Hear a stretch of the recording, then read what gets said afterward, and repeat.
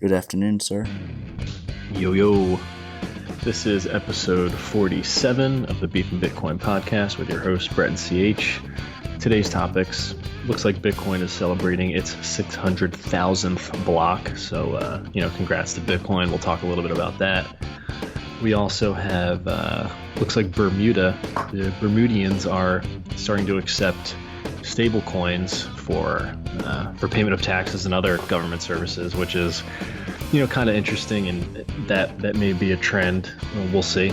And then, that'll transition into the G7 recently put out a Stablecoin Report, and they jumped into a lot of different topics, ones that you would expect.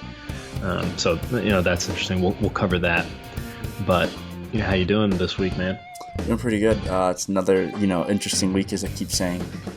We just keep plotting along. You're like, what does the future hold? There's, as I said last episode, we're just in this very interesting time period. And I think a lot of people aren't just taking a step back and looking what's going on.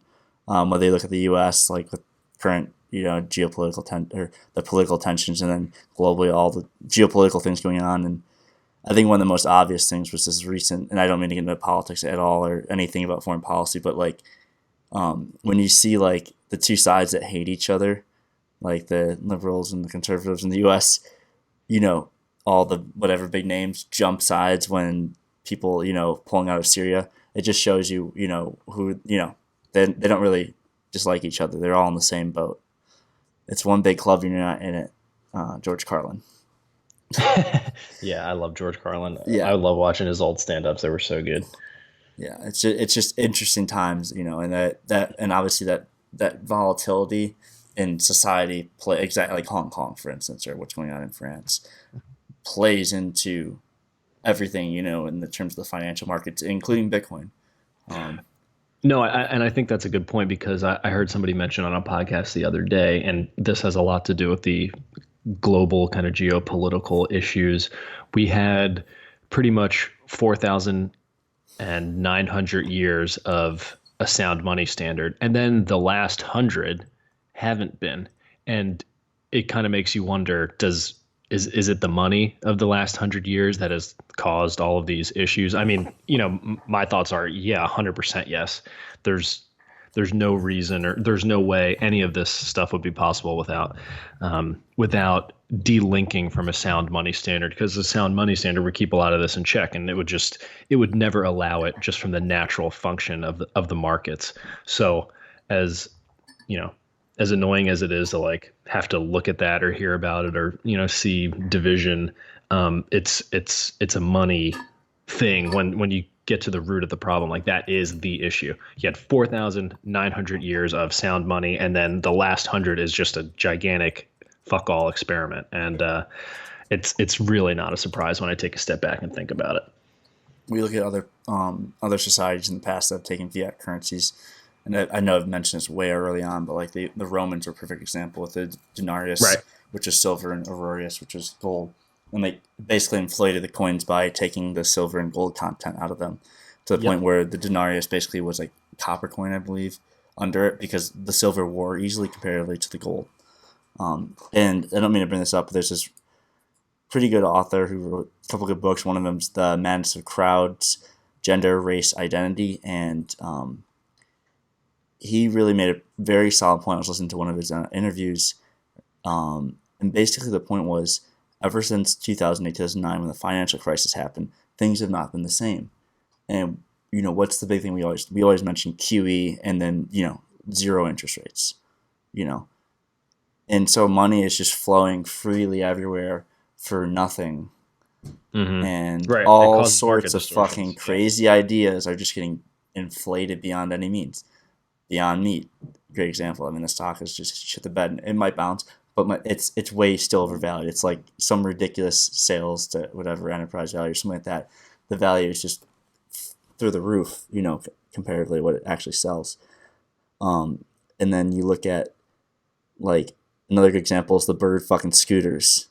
Right. Got valued at over $1 billion all of a sudden. And I've ridden on those things. They're cool. They're fun. They're a little underpowered if you're a bigger person. I like hills. They don't fuck with hills or inclines. That's a big issue I noticed. But getting on to the point, I don't know how they're, obviously there's maintenance required and people, paying, but like with them, they're losing money obviously because you're paying nothing for these rides, Right.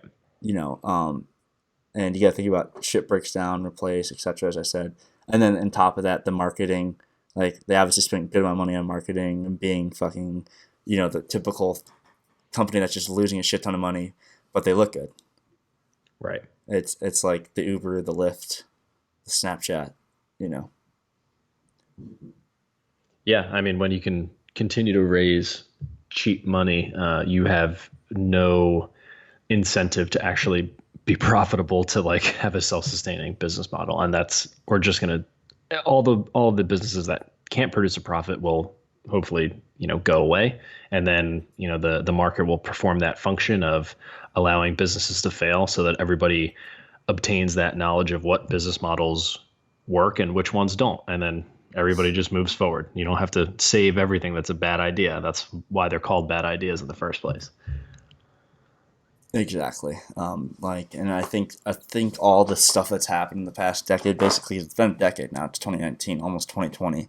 Um, and I'm younger than you, obviously, but like you, even like the news is like I was old enough to know what news was like, during the 2000s and the comparative difference to news now, and just the absolute insanity that like mainstream news has become. Not that Right. they didn't lie or do other things before, but they reported on stuff and there were stories, and it's like investigative journalism gone. All this other, Right. and it's just headline, headline, headline, clicks, clicks, clicks, and I think that's another example of just easy money, And then I think another big thing is the false advertising stats and shit like that. Like Facebook basically lied to everyone about their stats, which is 100% true. Because like I barely remember clicking on anything on Facebook in terms of advertising. I think that's when I started to look at Zero Hedge when I was younger, because Zero Hedge would advertise on Facebook. Right. Right. But like that's it. Like so, that's the way I look at it. Yeah, for sure. What do you think? I was going to jump into talking Bermuda. about block 600,000. Oh yeah, block station. Yeah, go ahead. Start with that. Yeah, no. So it looks like just yesterday, Bitcoin celebrated its 600,000th block, as well as the 18 millionth Bitcoin was mined.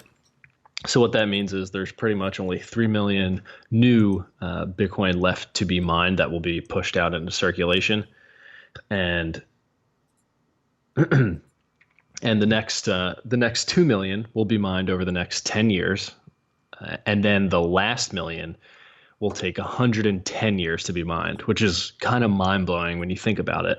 And it's pretty amazing that just a system of anarchy, right? There is no ruler here to make decisions, has just made it this far and hummed along just fine. 99.98% uptime. There's a new block every 10 minutes, and everything seems to be working just fine. But what do you think? Do you think when maybe as we get closer to the 19 millionth Bitcoin to be mined, or as the halving approaches in the next 6 to 7 months here, do you think people will start taking Bitcoin scarcity more seriously? Um, I think so. I think as we mentioned before the podcast, the durability, and then like the longer it stays alive, the more likely it will be around longer. Like the Lindy effect, as we mentioned before the podcast, Mm-hmm. it is one of those things where it's okay. It's a 10-year-old currency theoretically now, or 10-year-old money.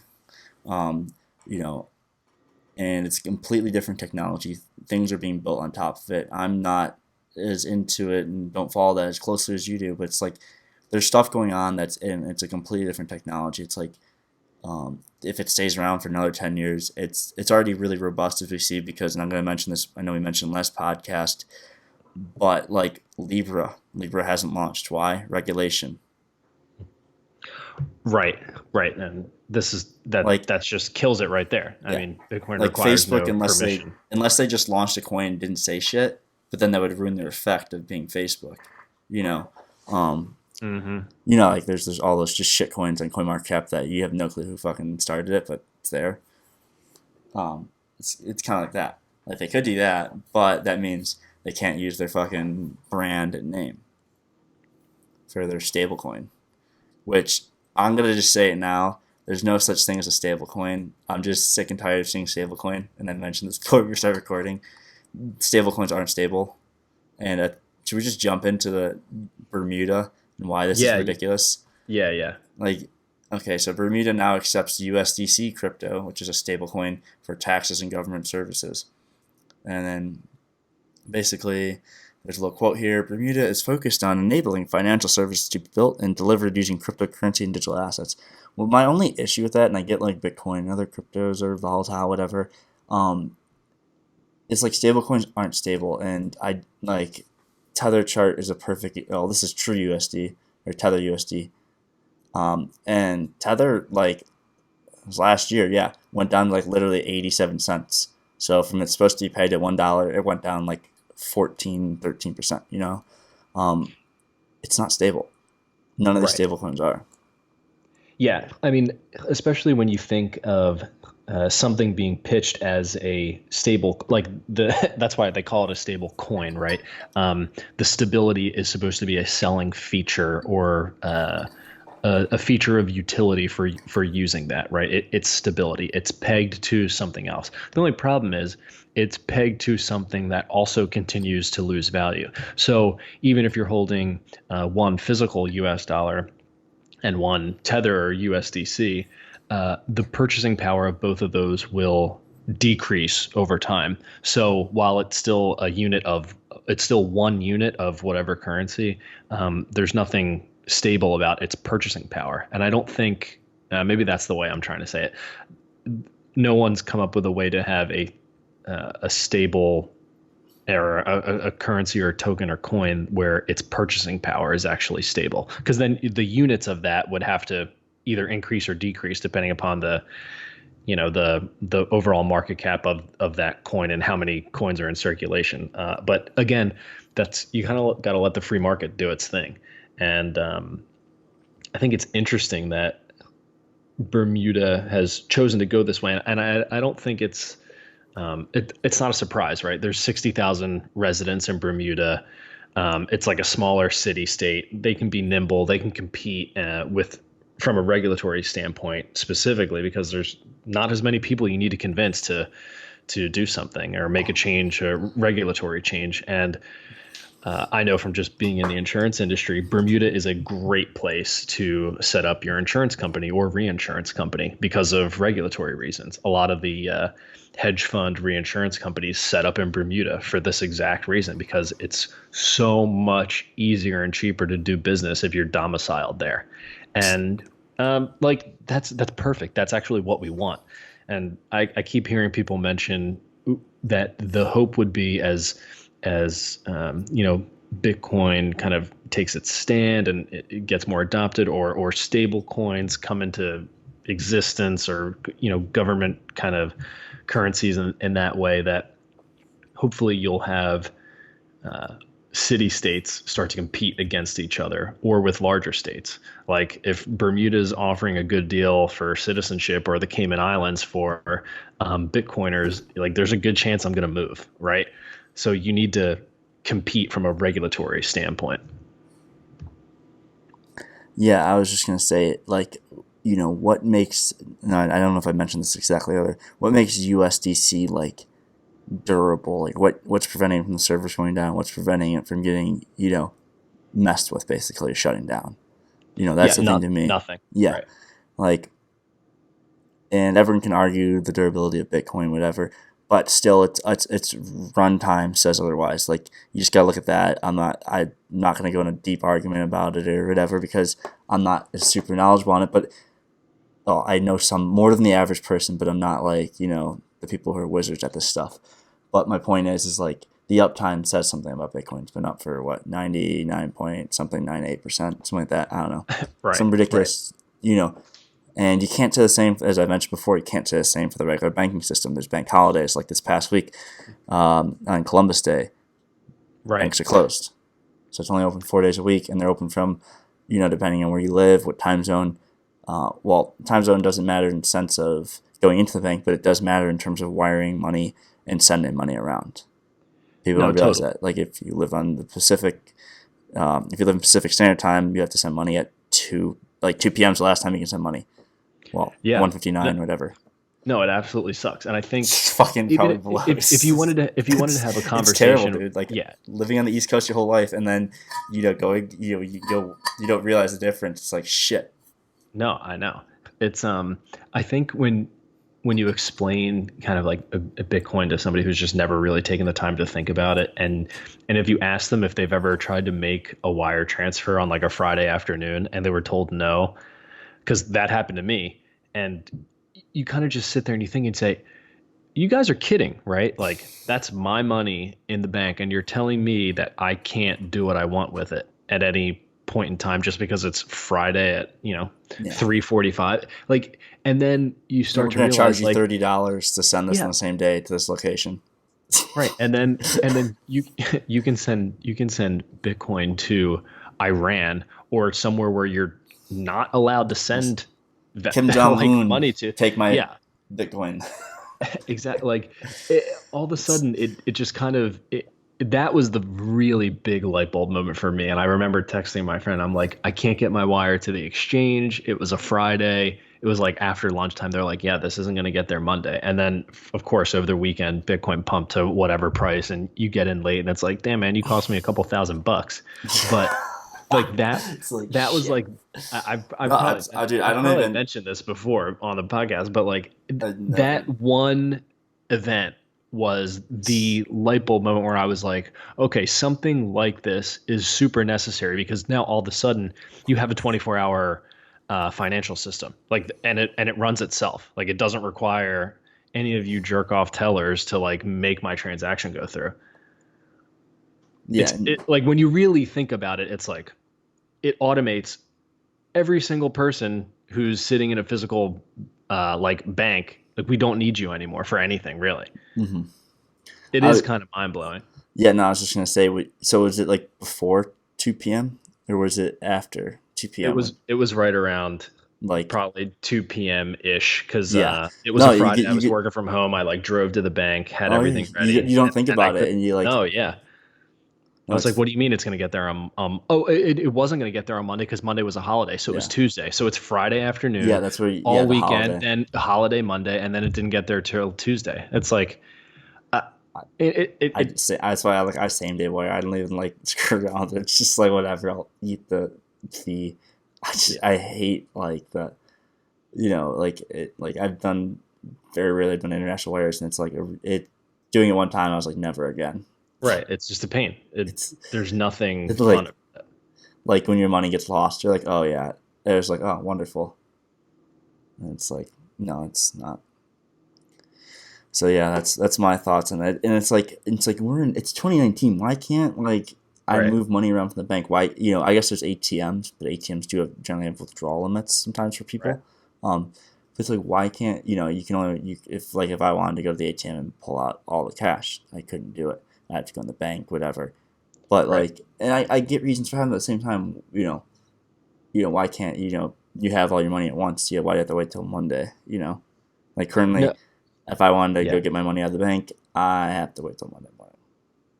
And I think that's one of the reasons why I don't like the term like fintech because it's like kind of I don't like it, but it's the financial services is one of the oldest industries in history, right? I mean, people have been providing financial services forever, and with my phone, I can hit two buttons and I can get a car to come pick me up and take me to the airport, but I can't send my money somewhere on the weekend or go take it out or whatever. Like you're telling me we've come that far with all of these other industries that just are like brand new to existing, and the financial services industry has been around for a long fucking time, and you guys still haven't figured out how to send value quickly like over a communications protocol. I mean, it doesn't matter Yeah, now the technology exists. unwilling to I can do it. change.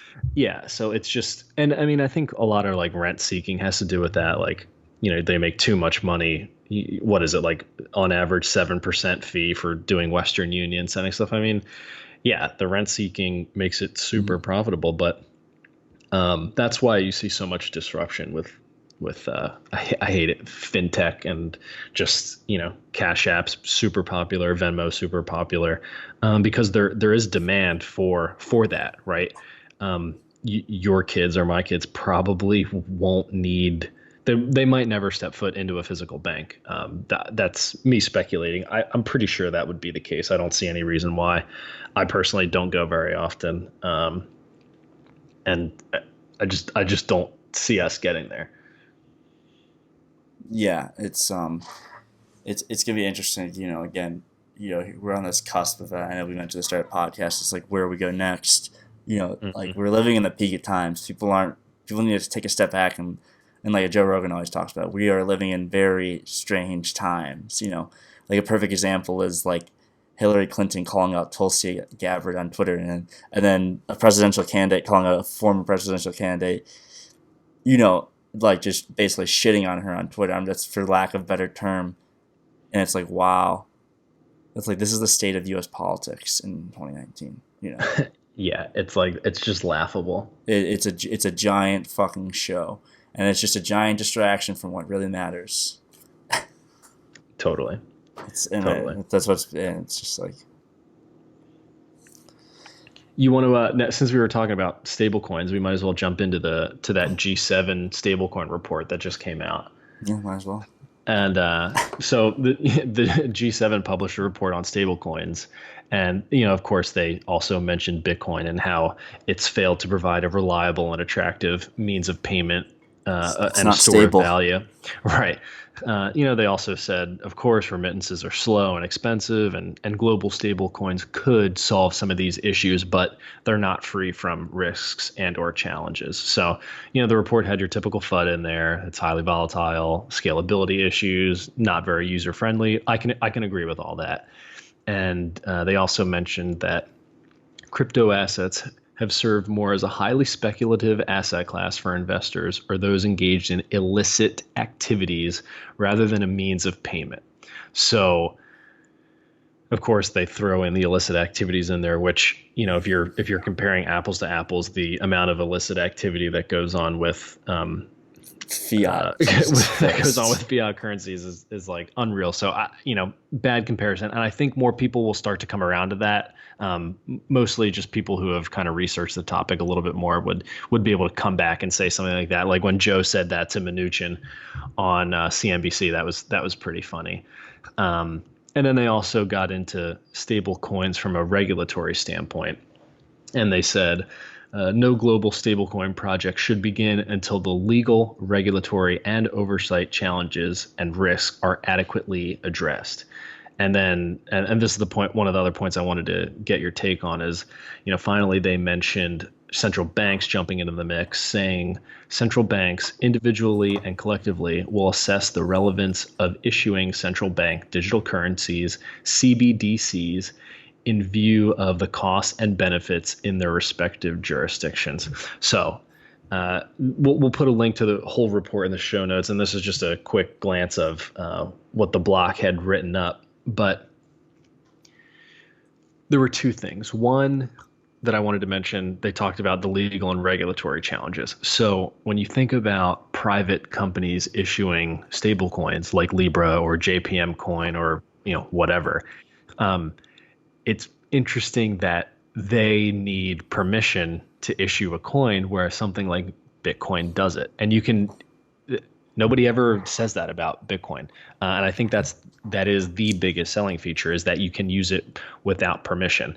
And anybody who kind of really wants to step up to the plate and issue their own corporate coin or whatever, you're always going to run into these legal and Compliance. regulatory hurdles. Right. I mean, I don't know. What do you think?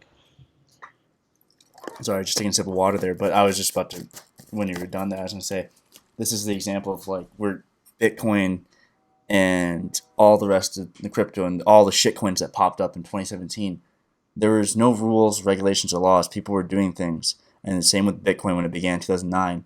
There's no, nothing interfering with it versus like when a company like Facebook tries to launch a shitcoin because that's what it is. It's nothing else. It's a giant shitcoin. For the love of Christ, please don't fall for these things. I'm just gonna mention it now because I feel like people might actually fall for these things. Yeah. Don't fall for them. It's all bullshit. You don't that would be a very scary time. If Facebook has access to what you're using your money, spending, everything, control of your money. Oh, you're being a bad citizen. We don't like what you say. No money for you. Like that's just. We're very much heading into that. I don't know if it's like a combination of 1984, but it's also a combination of Brave New World. It's a weird. Yeah, it's like a blend. It's all happening now, and people are like, "Fuck." Yeah, I mean, I don't think too many people are really aware of kind of the financial censorship that even somebody like, whether you like Alex Jones or you don't, like, that guy's been cut off from a lot of the financial system. WikiLeaks has been cut off from the financial system. Gab has gotten cut off from the financial system. They literally have been turned away for bank accounts and everything at like everywhere they go. Stripe, they just can't do business with any other traditional company. It's a insane. cancel culture. It's a cancel culture, as they mentioned. Right. It's right. That's what we've had happen. Corporations do not want to be in the line of this very small minority, especially in the U.S., of people on the very, very far left, losing their minds or whatever, causing these cancel outs or whatever. Don't eat at In-N-Out, stuff like that. Blocking Chick-fil-A, blocking people from eating hamburgers at a restaurant. Like, I can continue on. Like, another example is a lot of companies are virtue signaling. Like, when Dick's Sports and Walmart are like, oh, we're gonna get rid of the scary assault rifles. It's like, and I don't mean to get into this, but it's just like one of those things again. It's like you're doing it. All you're doing is pissing off majority of the average Americans by just pandering to a little crowd of, and as going back to this, it's the same thing which happens with these companies. These people get canceled out of the financial system. We've seen it in, like, it's not just PayPal. You see it with Patreon, which is scary. So people can't get, people on YouTube, all of a sudden, their Patreon they don't get money. Right. Because or they're just already completely stiffing demonetized. people. Yeah. Exactly. And so that's what we're heading into. Whether you agree with what people say or not, we do not want to go down that path. That's a very, very, very dark path. Right. And it's hard because on one hand, the more that I see things like that, like the more bullish I get. I'm just like, okay, you're really making this obvious. All you need are a couple of people that you enjoy that you don't see anything wrong with getting canceled or shut out of the financial system for you to go and say, well, hold on, wait a second. There's nothing wrong with what that person's saying, whatever. And then all of a sudden something like Bitcoin makes sense. It's like, well, so this is a solution to that kind of problem. And as much as I don't want to see people get financially censored, all it does is help push us towards a better direction, since there is something that you can use. But I don't like it either way. But the more, it's kind of like just what you said before we started recording, like, as you pull that rubber band, I'm like, be careful, because you're going to pull it too far. And then next thing you know, a generation or two below us will be like, yeah, every single person's using Bitcoin and all this other stuff because they've seen all the bullshit you guys have been doing for the last however many years. Like, it'll totally backfire. Yeah, I'm excited to see, I don't know if excited is the correct term. I'm just kind of like, I want to know where all this goes, and I know I'm just like on the future, but like, where are we going with this Bitcoin, the rest of the shit coins, the current equity situation, and all this other just geopolitical tension, and all this other stuff in politics, as I mentioned at the start of the episode, that really has come to action after the financial crisis, basically born in the financial crisis, just like Bitcoin. And so I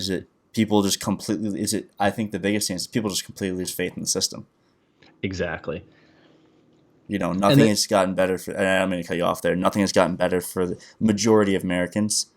And, and other countries too, where things have just went flat, and you're in this new normal. Things continue to go on, but it's just, it's just like central banks not, changing their balance sheets, basically. They're at, quantitative easing.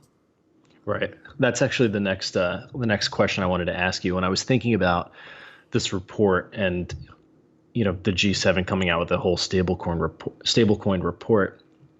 This isn't the first time you're hearing of this kind of stuff, and I don't wonder, and I want to get your take on this. I guess the Federal Reserve of the U.S. government essentially did default on their currency already. So that was when we got off this gold standard, right? Yep. People wanted more gold back than we had, right? So we had to say, all right, we don't have it. So boom, we're off the gold standard. So that's a default. That's exactly what that is.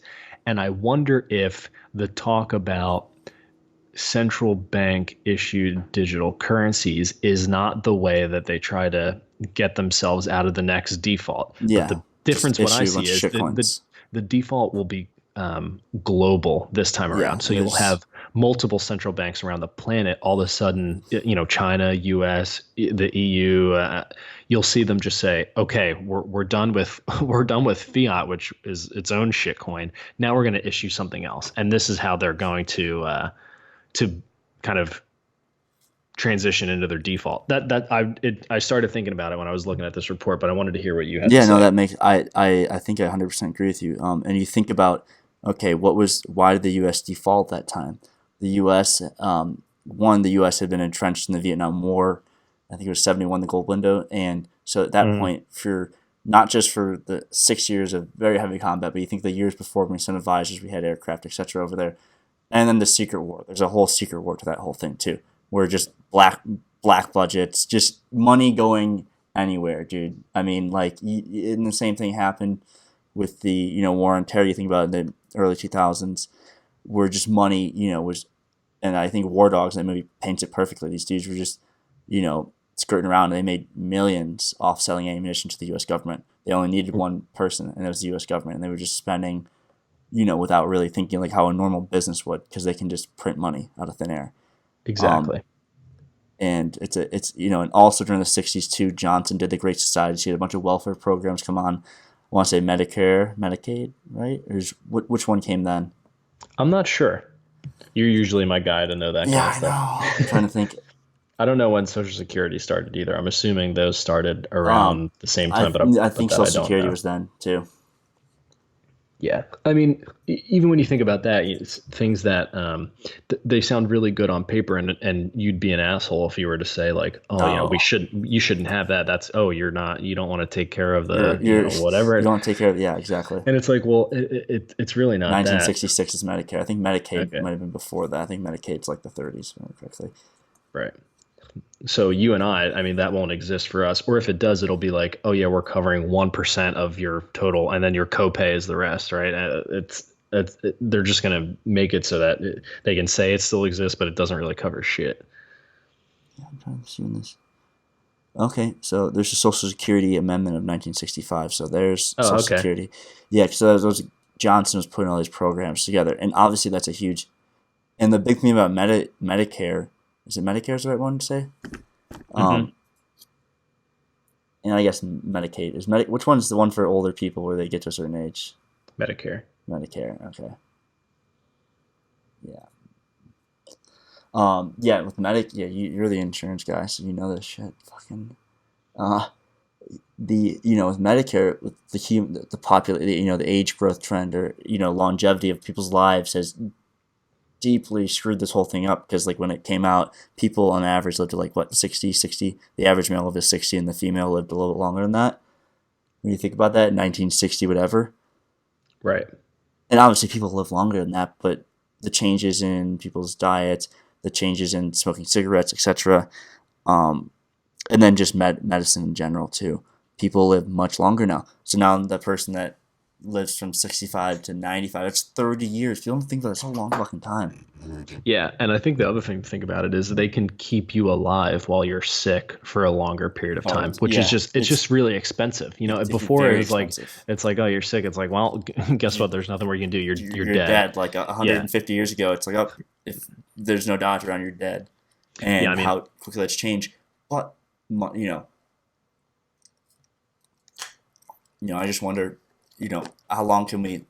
I was going to mention the Federal Reserve balance sheet is now at $3.966 trillion. Excuse me. Right. We'll probably be over 4 trillion definitely by the end of the month at this point, at this rate at least. Yeah, It could be next week, but I pretty much guarantee at this point it looks like we're gonna at this rate, unless they stop, which they aren't. Yeah, they're not gonna stop. It's fucking cracked, man. It's cracked the system. Yep. Yeah, you gotta shooting themselves with morphine. Yep. You just gotta keep it going, keep it up, keep the high going. I mean, and people wonder why like society is just getting ripped apart at the threads, and it all roots back to the money. It really does. At the end of the day. Oh, totally. And just to, that brings us back to what we first talked about this episode. I mean, that is the issue. When you start looking at the root cause of everything, I mean, you can always tie it back to that. And that's, the time of that continuing is limited, right? It can only go on for so long. And I think that's why everything's so weird, because we're kind of seeing that start to unravel here. The only problem is, of course, I'm wrong all the time. The timing of this is impossible. I thought it would have happened last year and it didn't. And now it's like, okay, well, now we're going into 2020. You have the majority of people who think absolutely nothing's wrong. But then you also have, now I'm seeing like recession stuff pop up all the time. It's like getting mainstreamed a little bit. And now I'm like wondering, all right, are they just fucking with me? Like, is that like they're trying to scare people into thinking a recession's coming and it's not? Like, now I'm like not sure anymore. Yeah, now when you start seeing a lot more people saying recession, it's like, well, what happens next? Do we just keep going? Exactly. Just because we are in a giant experiment right now. Yep. And so, who knows how this ends? And it's just here again, it's that we've been doing this for a decade and we don't know how this ends. There's no one. I've seen a couple people make a good point about this. Nobody knows what's going to happen on the backside of whatever happens here. Exactly. Yeah. People can say that they do. They're lying. Everyone's trying to put the puzzle together in their own way, just like you and I are doing here. What we talk about every week, it's taking a different set of facts and looking from a different point of view and saying like, okay, well, what are the options here as you transition away from this nonsense? And there's not many. So, it's going to go one way or another, but it's more watching carefully, trying to figure out what you got to do. And like, that's it. Everyone's going to have to deal with it. Yeah, no, it's one of those things. It's like, as you said, we're putting pieces on the puzzle here and we're trying to figure out where does this go. That's where I'm at. I'm like, it really like, and this I'm obviously really interested in this whole monetary thing that can completely bore people in charts and other just things that really are boring to the average person. And I get it, it's not that interesting, but for me it is, because you just kind of start connecting all these things in the macro scale and you're like, wow, this is why we've went this way in politics, this is why geopolitically there's tensions here, and it all roots back. Right. We think that's a good way to wrap this one up. That's a good way to wrap it up. All right, well, this was episode 47 of the Beef and Bitcoin podcast. Make sure to like and subscribe on YouTube. Send us a DM on Twitter, Instagram. Let us know what you want us to talk about. Make sure to leave us a review on Apple Podcasts. Those are super helpful. And, keep stacking those sats. Peace. Peace.